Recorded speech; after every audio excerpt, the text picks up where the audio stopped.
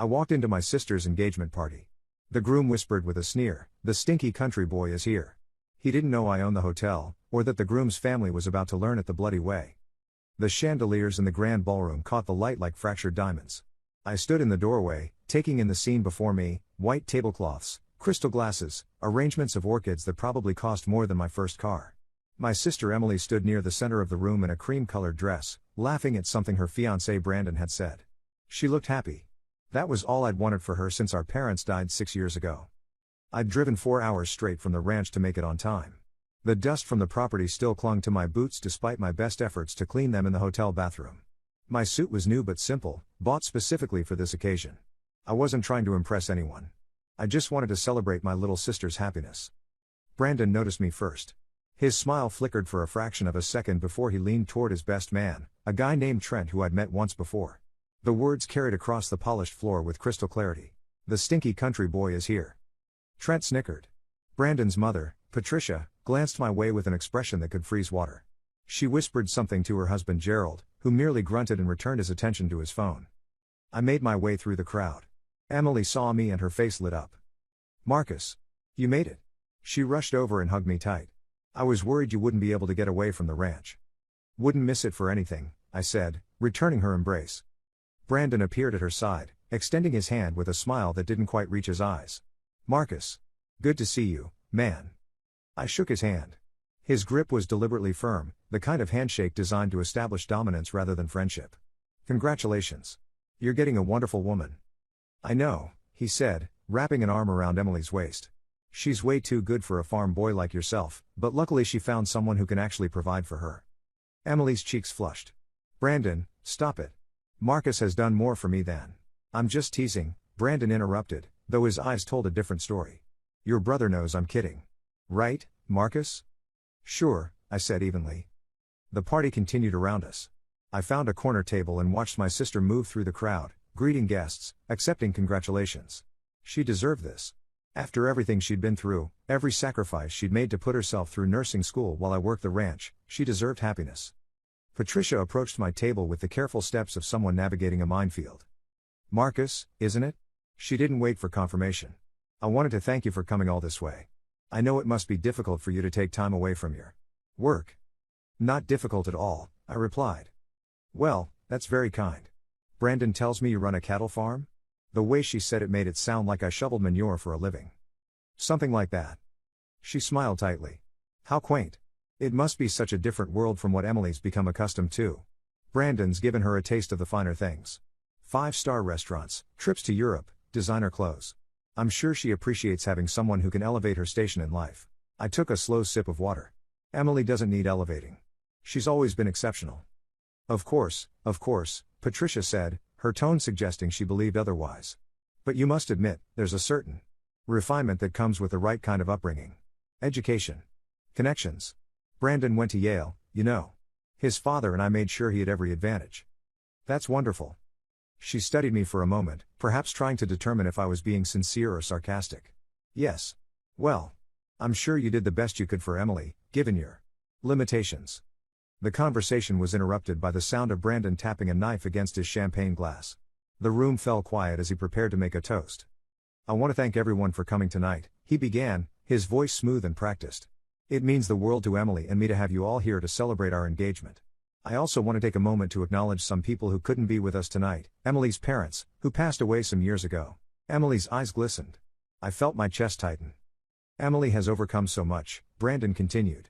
"Growing up in difficult circumstances, losing her parents, having to rely on—" He paused, his gaze finding me across the room, limited resources.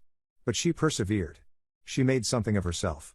And now, she's found someone who can give her the life she's always deserved." The applause that followed felt hollow to me. Emily was smiling, but I could see the tension in her shoulders. She'd told me once, months ago, that Brandon sometimes made comments about our background. She'd laughed it off then, insisting he didn't mean anything by it. I'd let it go because she seemed happy. After the toast, I excused myself to the restroom. The hallway was quiet, a welcome reprieve from the noise of the party. I was washing my hands when Trent walked in, already loosened by several drinks. "Hey, country boy," he said, positioning himself at the urinal. "Must be weird for you, being in a place like this. All these rich folks, fancy food." I bet you're more comfortable at some roadside diner, right? I dried my hands slowly. I'm comfortable wherever I need to be. Man, Brandon's really doing your sister a favor, Trent continued, apparently encouraged by my calm response. Taking her from nothing and giving her everything. She hit the jackpot. She didn't come from nothing. No offense, dude, but a farm in the middle of nowhere? That's pretty much nothing. Brandon's family has real money. His dad owns 3 car dealerships. His mom's on the board of like 4 charities. What does your family have? Cows? I left without responding. The anger building in my chest needed containment, not expression. Not yet. The party wound down around midnight. Emily found me as guests began filtering out. Thank you for coming, she said, hugging me again. I know Brandon can be intense sometimes. But he loves me, Marcus. He really does. I know you believe that, I said carefully. She pulled back, studying my face. You don't like him. I like that he makes you smile. The rest doesn't matter. It matters to me, she said quietly. I want you two to get along. You're the only family I have left. I kissed her forehead. Then we'll get along. I promise.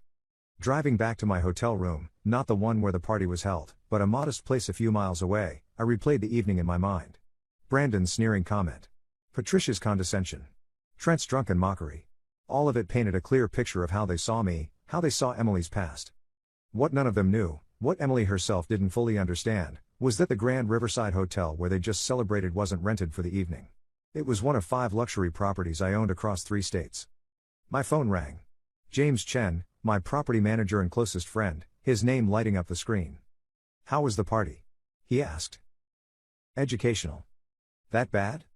I filled him in on the details. James listened without interrupting, a skill he developed over our 12-year friendship. So what do you want to do? He asked finally. Nothing yet. I need to think. Marcus, you know I support whatever you decide, but I'm not going to do anything to hurt Emily, I interrupted. This isn't about revenge. It's about making sure she sees who she's really marrying. And if she doesn't want to see it? That was the question keeping me awake that night. Update 1. The wedding was set for 6 months out. Emily called me weekly with updates, the dress she'd chosen, the flowers, the menu. She sounded genuinely excited, and I did my best to match her enthusiasm. Brandon remained polite during our brief interactions, though the warmth was always performative, switched on for Emily's benefit and shut off the moment she looked away. 3 months before the wedding, Emily invited me to a family dinner at the Ashfords' house. I accepted, knowing it would be another evening of subtle insults and condescension. What I didn't expect was what I overheard before dinner was served. I'd arrived early, as was my habit. The front door was unlocked, and I let myself in as Emily had instructed. Voices drifted from the study, Brandon's voice, and his father's deeper baritone. The prenup is ironclad, Gerald was saying. If the marriage ends for any reason, she leaves with exactly what she brought in. Nothing. She won't sign it, Brandon replied. She's not stupid. Then you explained to her very carefully that there is no wedding without a prenup. Patricia and I didn't raise you to be taken advantage of by some opportunistic nurse who got lucky. She's not like that, Dad. They're all like that when enough money is involved. You think she'd be marrying you if you were some middle manager making $60,000 a year? She sees dollar signs. Make sure she understands those dollars stay in this family. I backed out of the house quietly and rang the doorbell, giving them time to relocate before Emily answered. Dinner was as excruciating as I'd anticipated. Patricia asked pointed questions about the ranch, clearly fishing for details about my finances. I gave vague answers about livestock and property management. It must be so difficult, she said over the main course, maintaining a property like that on your own. Have you considered selling? I'm sure the land must be worth something. I've considered a lot of things, I said. Brandon jumped in. Marcus is too sentimental to sell. He'd rather struggle with the family farm than move on to something more practical. Emily frowned. The ranch isn't struggling. Marcus has done really well. Compared to what? Brandon interrupted gently. I'm not criticizing, babe. I'm just saying there are different levels of success. Your brother works hard, I'm sure, but at the end of the day, he's still just a farmer. The words just a farmer hung in the air. Emily's mouth tightened, but she didn't argue. That bothered me more than Brandon's comment. After dinner, I pulled Emily aside. Has Brandon mentioned a prenup? Her expression shifted, surprise mixing with something else. Shame, maybe. How did you know about that? Has he? His parents want us to sign one. Brandon says it's just a formality, that it doesn't mean anything. And you believe that? I don't know what to believe, Marcus. His family has money. Of course they want to protect it. That doesn't mean Brandon doesn't love me. I wanted to tell her what I'd overheard. The clinical way Gerald had discussed her, the assumption that she was only in it for money. But I could see the defensiveness already building in her eyes. Just make sure you have your own lawyer look at it before you sign anything, I said instead. I'm not stupid. I never said you were. I'm saying that people who love each other should protect each other, not protect themselves from each other. She softened slightly. I know you're worried about me. But I can handle this. I hope she was right. The following week, I received a call from a number I didn't recognize. The woman on the other end introduced herself as Melissa, Brandon's ex-girlfriend. I know this is weird, she said, speaking quickly as if afraid I'd hang up. But I saw the engagement announcement, and I couldn't just. I had to warn someone. Warn them about what? Brandon. He's not who he pretends to be. When we were together, he was sweet at first, but once he knew I was hooked, everything changed. He became controlling. Jealous. He'd check my phone, question where I'd been, who I'd talked to. Near the end, he got physical. My grip on the phone tightened. Physical how? He grabbed me during an argument, hard enough to leave bruises. Then he acted like I was overreacting, like I'd provoked him. When I finally left him, he told everyone I was crazy, that I'd made the whole thing up. His family backed him. They have lawyers. I couldn't fight them. Why are you telling me this? Because someone needs to know what he's capable of. Your sister seems nice from what I've seen on social media. She deserves to know who she's marrying. Do you have proof? Photos of the bruises, anything? I have some old photos. And text messages where he apologized after. But his family made it very clear that if I ever went public, they'd bury me in lawsuits. I can't afford that fight. But you can share what I've told you. Maybe she'll listen to her brother. She sent me the photos and screenshots.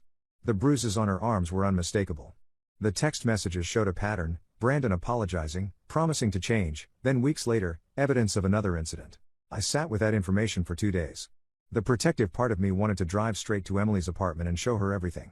The rational part knew she wouldn't believe me. She'd think I was trying to sabotage her happiness. James offered different advice when I showed him the evidence. You need to be strategic about this, he said. If you go to Emily now, Brandon will just call it jealousy or manipulation. You need her to see his true character herself. How do I do that? You create the right circumstances. Pressure brings out people's real nature. An idea began forming. It would require careful planning and perfect timing. More importantly, it would require me to reveal something I'd kept hidden from Emily for years. I called my accountant and my lawyer. By the end of the week, I had a plan in motion. The Grand Riverside Hotel, where Brandon and Emily planned to hold their wedding reception, was the crown jewel of my portfolio. I'd purchased it 5 years ago through a network of LLCs and investment groups, keeping my ownership anonymous. The property manager knew me only as the silent partner who occasionally checked in on operations. It was time for the silent partner to become very vocal. I scheduled a meeting with the hotel's event coordinator, Catherine, who'd been working with Emily on reception details. I arrived in a suit that cost more than Brandon's, driving the Tesla I kept garaged most of the year. Catherine's eyes widened slightly when I introduced myself. Mr. Hayes. I wasn't expecting. That is, I didn't realize you'd be personally involved in this event. Special circumstances, I said. The bride is my sister. Understanding dawned on her face. Oh. Oh my. Does she know that you? Not yet. And I'd like to keep it that way until the appropriate time. For now, I want to review all the arrangements. Every detail. We went through the plans meticulously. The Ashfords had spared no expense, or so they thought. What they didn't realize was that the discounted rate they'd negotiated was actually 3 times the standard price. Catherine had followed my standing instruction to maximize revenue from difficult clients, and the Ashfords apparently qualified. They've been challenging to work with, Catherine admitted. Mrs. Ashford in particular. She's changed the flower arrangements 4 times, insisted we fire one of our best servers because she didn't like his cologne, and demanded we source champagne that we specifically told her wasn't available in this region. And you accommodated all of this? At premium charges, as per your policy. The total cost for the reception is currently sitting at $247,000. I let out a low whistle. For one evening. They wanted the best. They're getting it. Though between you and me, I don't think they appreciate half of what they're paying for. Mrs. Ashford seems more interested in telling people how much she's spending than in the actual quality of the event. An idea crystallized. Catherine, I want you to do something for me. I want a detailed breakdown of every cost, every charge, every fee associated with this wedding. I want to know exactly what corners could have been cut, what alternatives were available, and how much they're overpaying. May I ask why? Let's just say I'm curious about whether they're as financially savvy as they claim to be. The report arrived 3 days later. It was damning. The Ashfords had made every possible mistake when planning the reception. They'd ignored cost-effective alternatives, dismissed practical suggestions, and insisted on arrangements that were designed more for showing off than for actual enjoyment. But the real revelation was in the contracts. Gerald Ashford had signed everything without reading carefully. Buried in the terms and conditions was a clause about cancellation fees. If the event was cancelled less than 60 days before the scheduled date, the deposit was non-refundable. The deposit was $95,000. I wasn't planning to cancel the wedding. But I was planning to make sure the Ashfords understood exactly who held the power in this transaction. 4 months before the wedding, I invited Emily to visit the ranch. She'd been so busy with planning that she hadn't made the trip in nearly a year. I wanted her to see something. She arrived on a Saturday morning, pulling up in the BMW Brandon had bought her. I met her at the main house, a sprawling structure I'd built 3 years ago to replace the old farmhouse where we'd grown up. "Marcus, this is incredible," she breathed, taking in the vaulted ceilings, the modern kitchen, the floor-to-ceiling windows overlooking the property. "When did you do all this?" "It's been a work in progress," I said. "Come on. I want to show you the rest." We drove out to the north pasture in my truck. The cattle grazed peacefully, nearly 500 head of prime Angus. Beyond them, the new barns gleamed in the sunlight, state-of-the-art facilities that had cost a fortune but increased efficiency tenfold. "How many acres do you have now?" Emily asked. 12,000. I've been acquiring adjacent properties when they come available. She was quiet for a moment. "This doesn't look like struggling, Marcus." "I never said I was struggling." "Brandon did. He said you were barely keeping your head above water." "Brandon has never asked me about the ranch's finances. He's made assumptions based on what he wants to believe." We parked near the equipment barn. Inside were tractors, harvesters, and machinery worth well over $1 million. Emily walked among them, touching the gleaming metal surfaces. "Why didn't you tell me?" she asked finally. "Tell you what?" That you've done so well. That you're successful." I leaned against a workbench. "Would it have changed anything?" "I don't know. Maybe. Brandon's family thinks They think you're poor, Marcus. They pity you." "I know what they think." "And you just let them?" "Their opinions don't affect my life. But I need you to understand something, Em. The people you're about to marry into, they judge worth by bank accounts and zip codes. They've decided I'm beneath them without knowing anything real about me. Is that the kind of family you want to join?" She bristled. "Brandon's not like that." "Isn't he?" "He loves me." "I'm sure he does, in his way. But love isn't enough when someone fundamentally disrespects where you came from." We argued, the first real fight we'd had in years. Emily accused me of being jealous, of trying to sabotage her happiness. I'd tried to make her see the patterns I'd noticed, the casual cruelties disguised as jokes. She wouldn't hear it. She left that afternoon without staying for dinner. I watched her drive away, wondering if I'd just made a terrible mistake. James found me in the barn that evening, staring at nothing. "She'll come around," he said. "What if she doesn't?" "Then you'll have to decide how far you're willing to go to protect her from herself." That was the question haunting me. How much damage was I willing to do to my relationship with Emily to save her from a potentially disastrous marriage? The answer came 2 weeks later, when Emily called me crying.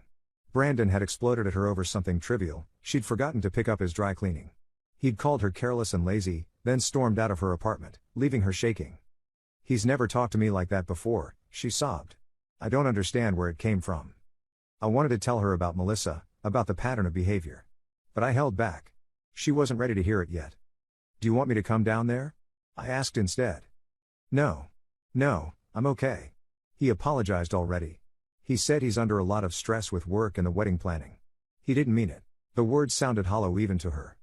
"Emily, listen to me. If he ever puts his hands on you," he wouldn't. "Brandon would never do that." But her voice wavered, just enough to tell me she wasn't entirely sure. Update 2. 2 months before the wedding, Brandon's behavior deteriorated rapidly. Emily tried to hide it from me, but I could hear the strain in her voice during our phone calls.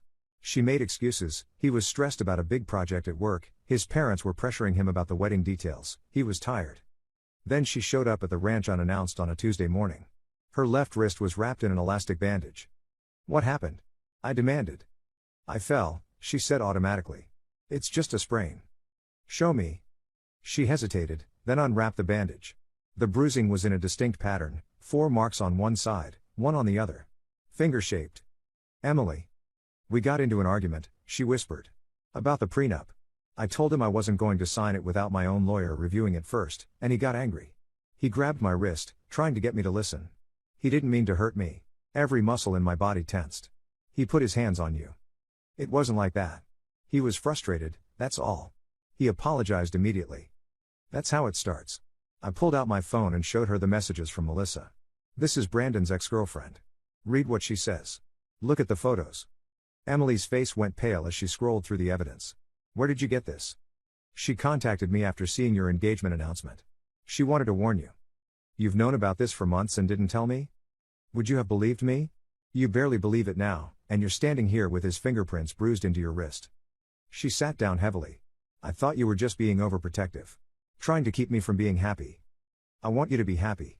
But happiness built on someone who hurts you isn't real happiness. It's a trap waiting to spring shut. We talked for hours. Emily cried, raged, made excuses, then cried some more. By evening, she'd made a decision. I need to end it, she said quietly. I can't marry someone who might hurt me worse down the line. You don't have to face him alone. I'll be there with you. No. This is something I need to do myself. But Marcus? After I tell him, can I stay here for a while? I don't want to be alone. You can stay as long as you need. She left the next morning to drive back to the city. I made her promise to call me immediately after she talked to Brandon. Then I waited, each hour stretching like taffy. The call came at 7 that evening. Emily was hysterical. He went crazy, she sobbed. When I told him I was calling off the wedding, he started yelling. He said I was throwing away my only chance at a real life. Then he said, her voice broke, he said I'd always be trash from nowhere, and he was doing me a favor by offering to marry me at all. Where are you right now? I'm at my apartment. He left, but Marcus, he took my engagement ring. He ripped it right off my finger. And he said his family already paid for the wedding, and if I back out, they're going to sue me for the costs. My blood ran cold. They can't do that. They can. He showed me the contract. His father made me sign something when we booked the venue, saying I'd be responsible for half the costs if the wedding was cancelled for any reason. I didn't read it carefully. I thought it was just standard paperwork. Gerald Ashford had set a trap, and Emily had walked right into it. The contract she'd signed wasn't worth the paper it was printed on. I'd already had my lawyers review all the documents associated with the wedding, but she didn't know that. Brandon didn't know that. And they were planning to use her fear of debt to force her back into line. Pack a bag, I said. I'm coming to get you. You don't have to. I'm already in the car. I made the 4-hour drive in 3. Emily was waiting outside her building, a duffel bag at her feet, looking small and lost. I loaded her into my truck and headed back toward the ranch without a word. She cried quietly for the first hour, then fell asleep against the window. My phone rang as we crossed into the county. Brandon's number. I let it go to voicemail. He called 6 more times. I ignored each one. By the time we reached the ranch, my voicemail was full. I listened to them while Emily slept in the guest room. Brandon's messages started angry, then shifted to pleading, then cycled back to furious. The final message was from Patricia. Mr. Hayes, this is Patricia Ashford. My son is understandably upset about your sister's irrational decision to end their engagement. I'm sure this is just cold feet and poor judgment on her part, influenced no doubt by your interference.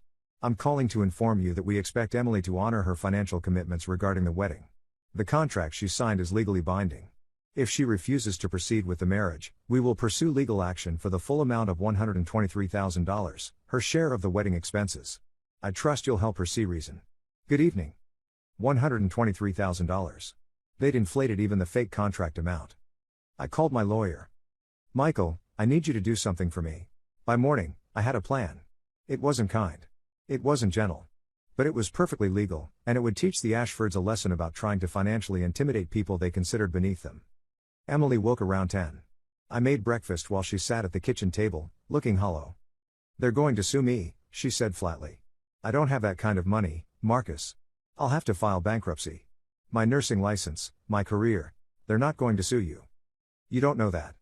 Actually, I do. Because I own the hotel where the wedding was supposed to be held. She blinked. What? The Grand Riverside Hotel. I bought it 5 years ago. The Ashfords have been negotiating with my staff this whole time, and they don't have a clue. But how? That place must have cost millions. It did. So did the 4 other properties I own. Emily, the ranch isn't just a farm. It's the headquarters for a fairly substantial hospitality and real estate investment company. I've been building this for a decade. She stared at me like I'd grown a second head. You're rich. I'm comfortable. And more importantly, I'm in a position to help you. I don't understand. I pulled out the contract she'd signed. This agreement isn't with the Ashford family. It's with the hotel. Which means any dispute about it involves me, not them. And as the owner of the hotel, I'm prepared to cancel the entire event, refund their deposit, and absorb any associated costs. They can't sue you for money they never lost. But you'll lose hundreds of thousands of dollars. I'll write it off as a business expense. Bad clients happen. Besides, watching Gerald Ashford's face when he realizes he's been dealing with a stinky country boy this whole time will be worth every penny. For the first time since she'd arrived, Emily laughed. It was watery and brief, but genuine. You're really going to do this? I'm really going to do this. But Em, I need you to understand something. This isn't about revenge. This is about making sure they can never use money as a weapon against you again. She nodded slowly. What do I do? Nothing. Let me handle it. The call to the Ashfords was scheduled for 2 days later, giving Emily time to recover and me time to prepare. When the appointed hour arrived, I dialed from my office at the ranch, speakerphone on so Emily could hear. Gerald answered. Mr. Hayes. I hope you're calling to tell us that Emily has reconsidered her rash decision. Actually, Mr. Ashford, I'm calling to discuss the wedding contracts. Excellent. Then you've reviewed them and understand that Emily is legally bound. I've reviewed them thoroughly. That's why I'm calling to inform you that the Grand Riverside Hotel is canceling your event. Silence. You can't do that, Patricia's voice cut in. She must have been listening on another line. We have a contract. You do. With the hotel. And as the hotel's owner, I'm exercising the clause that allows us to cancel events due to client misconduct. Client misconduct? That's absurd. We haven't. You've harassed my staff, made unreasonable demands, and attempted to use fraudulent legal documents to intimidate a third party. That last one is particularly problematic. The contract Emily signed was modified without hotel authorization. Someone, I'm guessing you, Mr. Ashford, added clauses that don't exist in our standard agreements. More silence. Then, who the heck are you? Marcus Hayes. Emily's brother. The stinky country boy. Owner of Grand Riverside Hotels and Properties. It's been an interesting experience, watching your family operate under the assumption that everyone around you is either beneath you or can be bought. You son of a... Careful, Mr. Ashford. This conversation is being recorded. Now, regarding the cancellation. Your deposit of $95,000 will be refunded within 7 business days. Any charges already incurred for services rendered will be waived as a gesture of goodwill. Consider it my wedding gift to Brandon, a lesson in not judging people by their boots. We'll sue you, Gerald sputtered. We'll sue the hotel, we'll sue Emily. You're welcome to try. I have an entire legal team who would be delighted to defend against a lawsuit from people who forge contracts. Additionally, I have documented evidence of your son's history of violence against women, which I'd be happy to provide to the press should you decide to make this public. I imagine that would be quite damaging to your business reputation. Patricia made a strangled sound. You're bluffing. Test me. Please. I would genuinely enjoy that. The line went dead. Emily was crying again, but this time from relief. I can't believe you just did that. They had it coming. What about Brandon? He's going to be furious. Let him be furious. He can't touch you. And if he tries, I have Melissa's testimony, the photos, and a lawyer who specializes in restraining orders. Brandon tried to call Emily 17 times that afternoon. She blocked his number. He showed up at her apartment the next day, but she'd already moved her essential belongings to the ranch. Her landlord, who I'd called personally, refused to let him into the building. He sent emails. Long, rambling messages that cycled between apologies and accusations. Emily deleted them without reading past the first few lines. The Ashfords attempted one more power play. Gerald's lawyer called my lawyer, threatening legal action for defamation and business interference. My lawyer's response was a detailed letter outlining every instance of contract fraud, client harassment, and potential criminal charges the Ashfords could face if they continued. We never heard from them again. 3 weeks later, Emily and I were sitting on the ranch house porch, watching the sunset paint the sky orange and pink. I feel like an idiot, she said quietly. For not seeing what Brandon was. For believing his family's act. You wanted to believe in something good. That doesn't make you an idiot.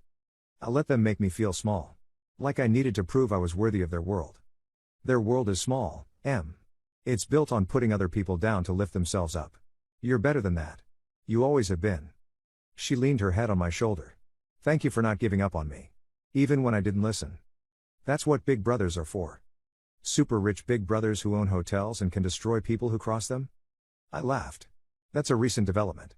She was quiet for a moment. Are you ever going to tell me how you made all this money?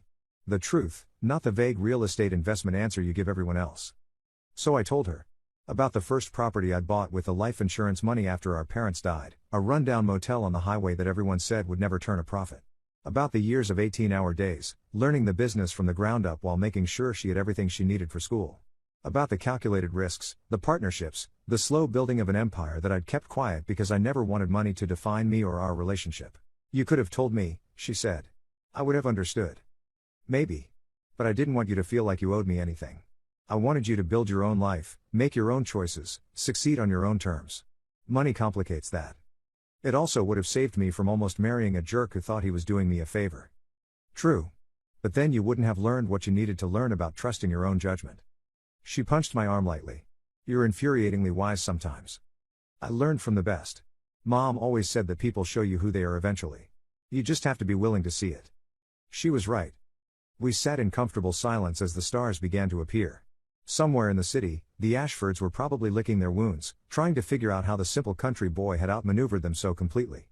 I didn't take pleasure in their downfall, exactly. But I didn't regret it either. Emily went back to nursing school the following month, this time with a clearer sense of her own worth.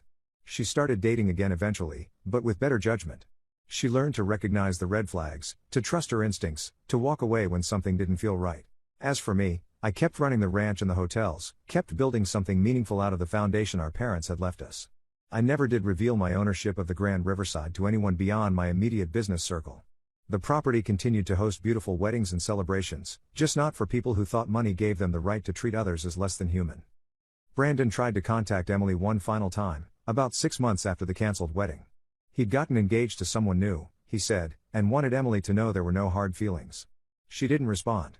Some bridges are better left burned. But the story didn't end there. 3 months after that message, I received an unexpected visitor at the ranch.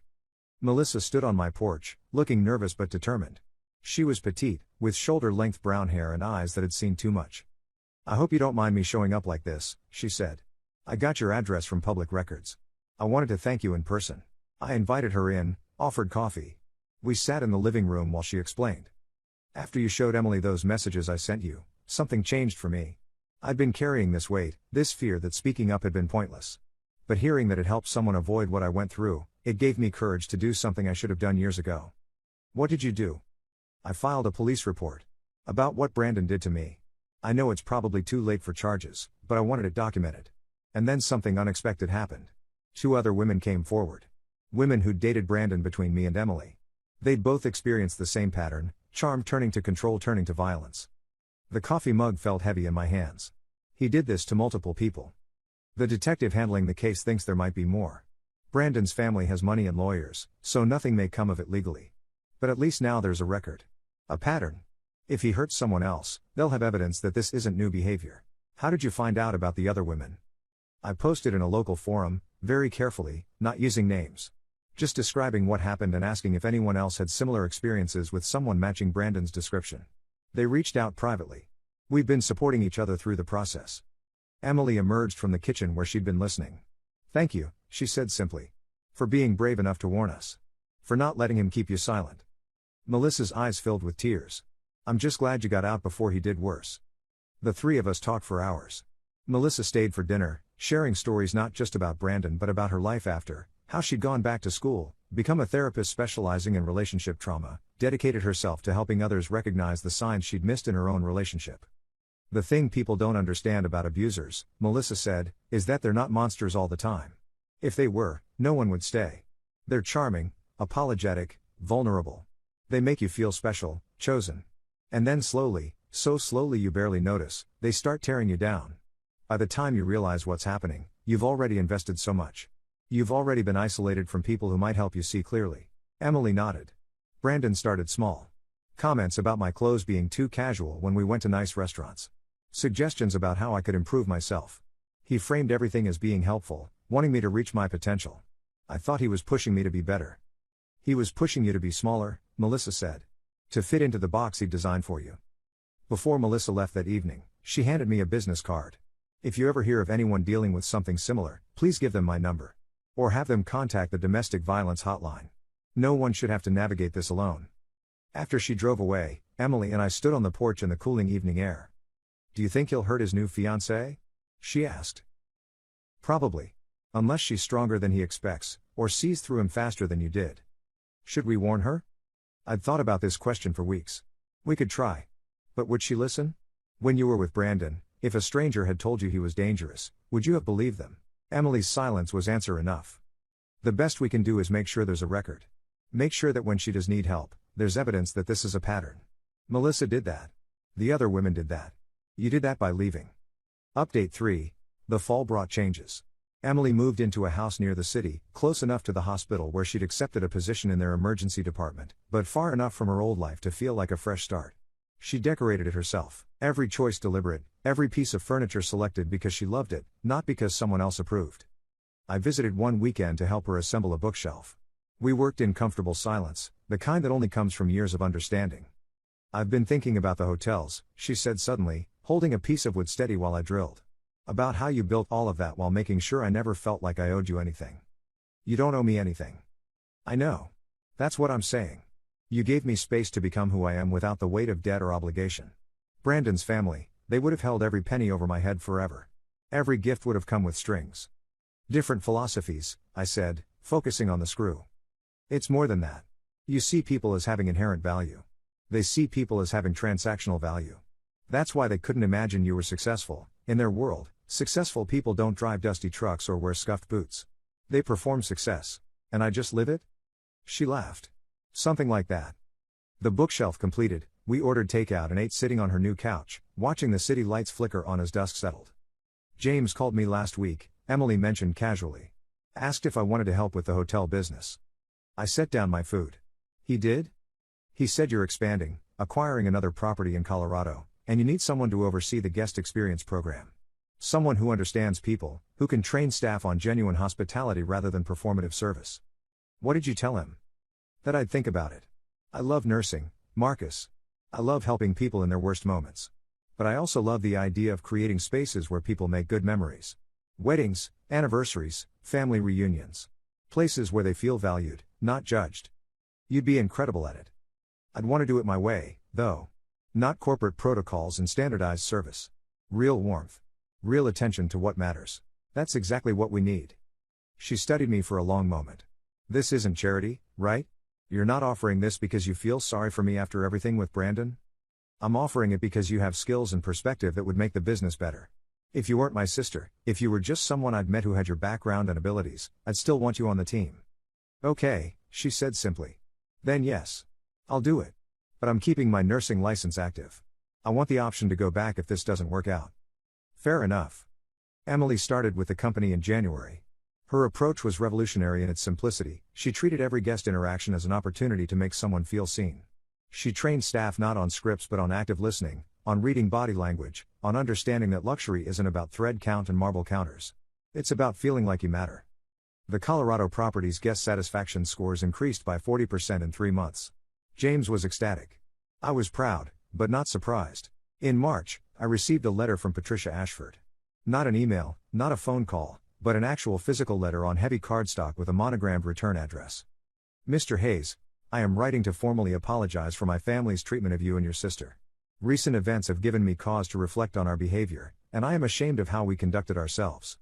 My son Brandon is currently facing serious allegations regarding his treatment of women he has dated. While I cannot speak to the validity of these claims publicly, privately I must acknowledge that there were signs we chose to ignore. We enabled him because we wanted to believe the best, because admitting the truth would have required examining our own failures as parents. You tried to protect your sister from harm. We dismissed you as beneath our notice, when in truth, you demonstrated more character and integrity than anyone in our family showed throughout that entire ordeal. I do not expect forgiveness. I am simply acknowledging the truth of what occurred and expressing my regret for the pain we caused. Respectfully, Patricia Ashford. I read the letter 3 times.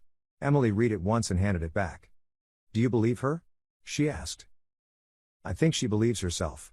Whether that translates to actual change, who knows? Are you going to respond? No. She said she didn't expect forgiveness, and she was right not to. This letter is for her conscience, not for us. I filed it away in a drawer and didn't think about it again for months. Spring arrived with new challenges. The Colorado property needed extensive renovations, far more than we'd anticipated when we purchased it. James and I spent weeks on site, overseeing contractors, making decisions about layouts and designs.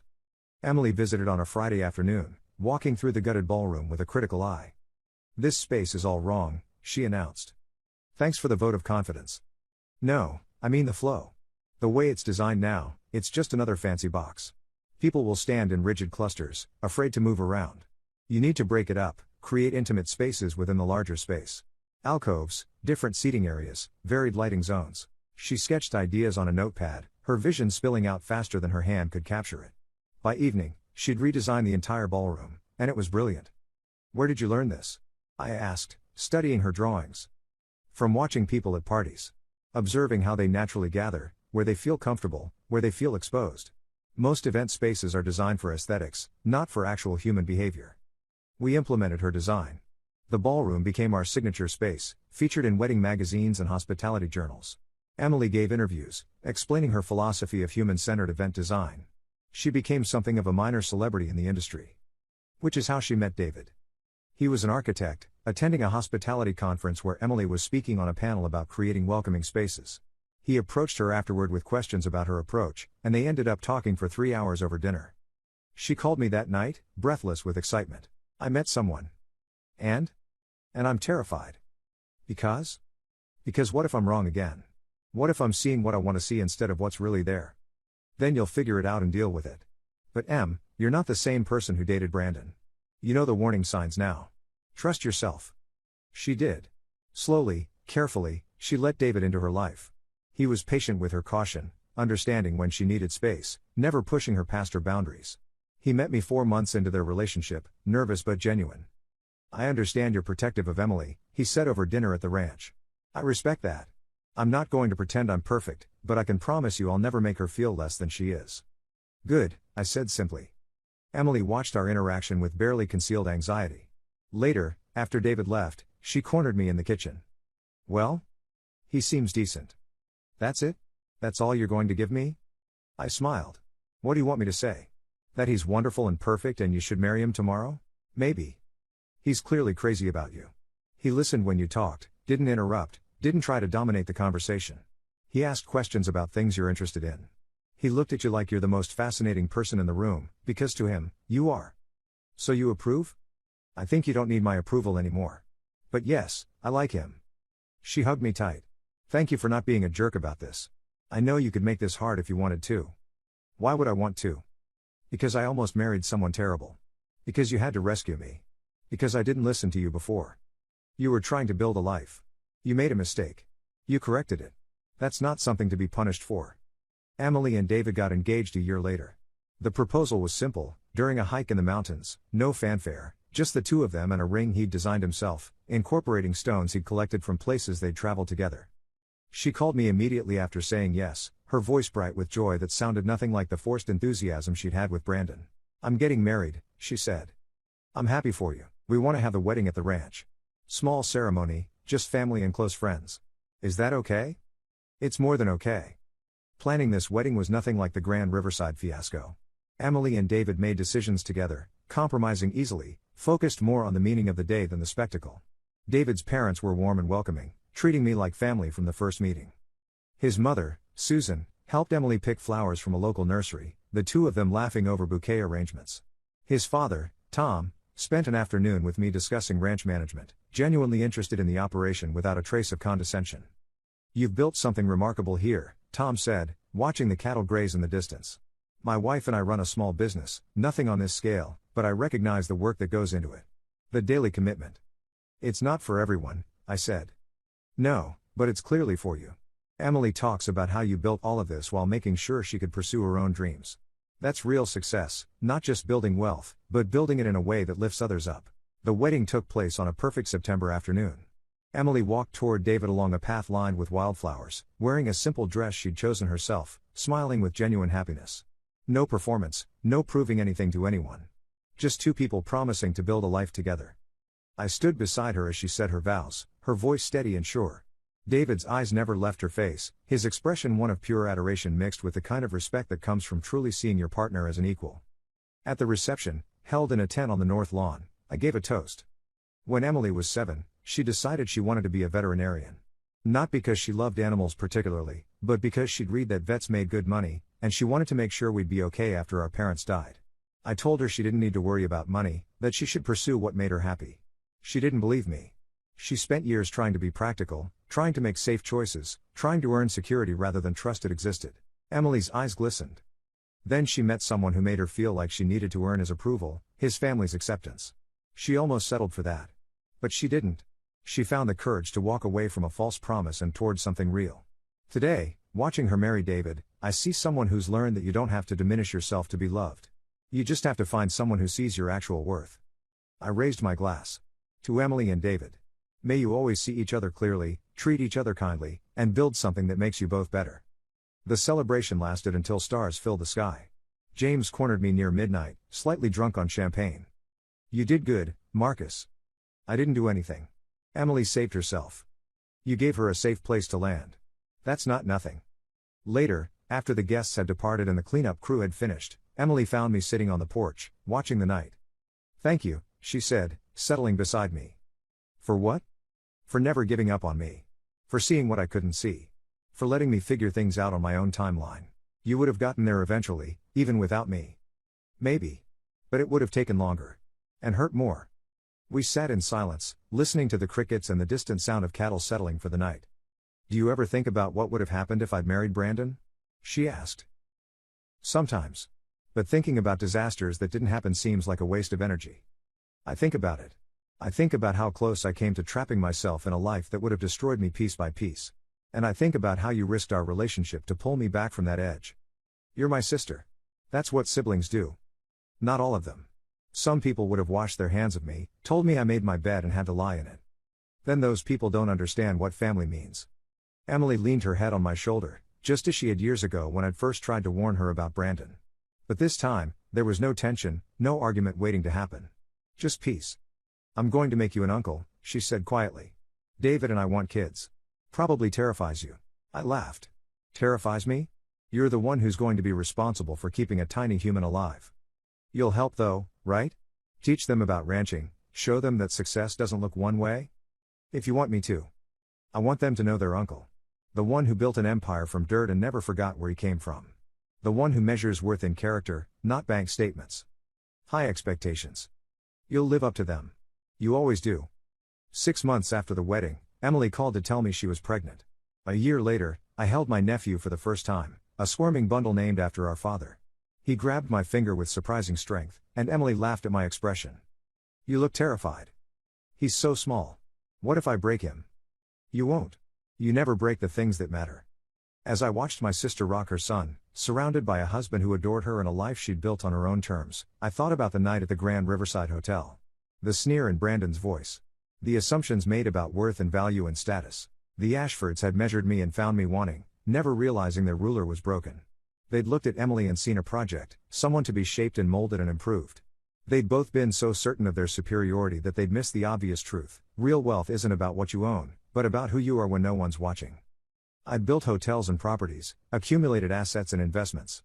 But my actual fortune was sitting in front of me, cradling new life, having found genuine love after surviving false promises. That was worth more than every chandelier in every ballroom I'd ever owned.